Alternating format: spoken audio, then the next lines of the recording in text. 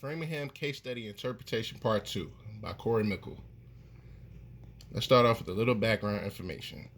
The Framingham Heart Study is one of the most influential and longest running epidemiological studies of risk factors for cardiovascular disease ever run. The study started in 1948 and continues today to collect extensive data from the original participants, their children, and their children's children. Much of what we know about cardiovascular disease was discovered by investigators involved in this study. In fact, studies to date using data collected in the Framingham Heart Study have resulted in over 3,000 publications in high-impact, peer-reviewed medical journals. The study sample description.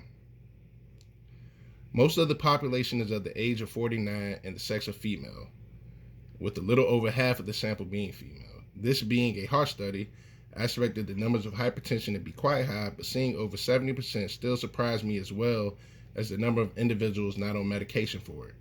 The average systolic blood pressure reading was 132.91, which is considered above average, with the total serum cholesterol was also above the normal range at 236.98.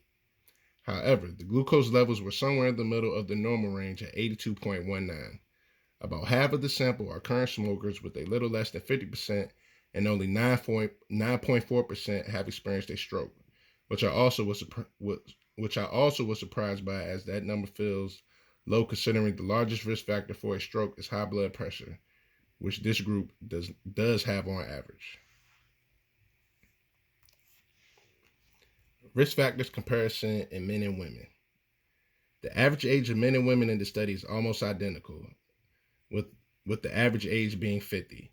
The systolic blood pressure is also relatively similar between men and women, with women's being a little bit higher. Every other characteristic has a greater difference. Women have higher hypertension than men, yet use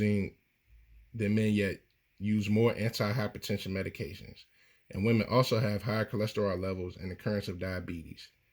There are more men who are current smokers, and men also have slightly higher glucose levels, which is again a small difference. Characteristics associated with serum glucose. 70 participants were disqualified due to incomplete data, so a total of 4,364 participants were used in obtaining the data. For the multivariable linear regression analysis, we used predictors age, male sex, systolic blood pressure, total cholesterol, and diabetes, relating it to BMI. This showed a positive association between the independent variables and BMI.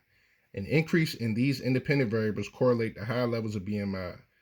The regression coefficient for current smoker shows a weak negative association between current smoker and BMI. For each independent variable, their association with BMI is statistically significant. Males are heavier than the female sex.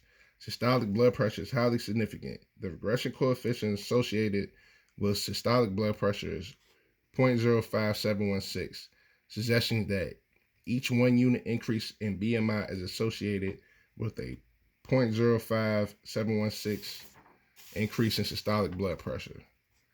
The total cholesterol is also highly significant, with a p-value of less than 0.001. The regression coefficient associated with current smoker indicates a weak negative association between current smoker and BMI. All right. The prevalence of coronary heart disease. The statistical test used was a t-test. 2 samples assuming equal variances. This chart provides us with a list of characteristics in patients that help us see which ones have a history of coronary heart disease.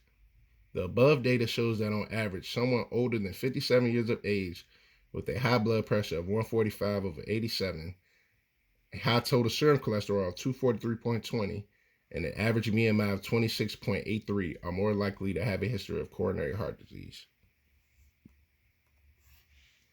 Data collection methods.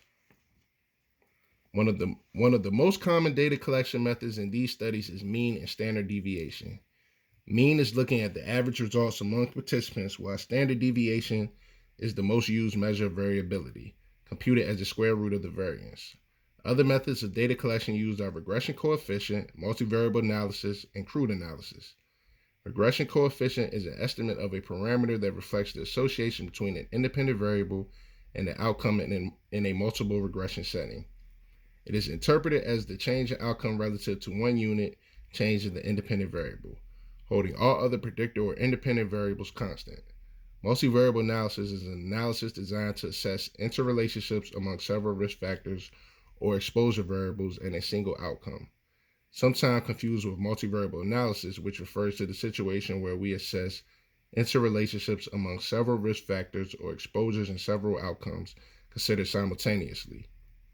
A crude analysis is an association between a risk factor or an exposure and an outcome, or the difference in outcomes between comparison groups that does not account for covariates or confounding variables. And thank you.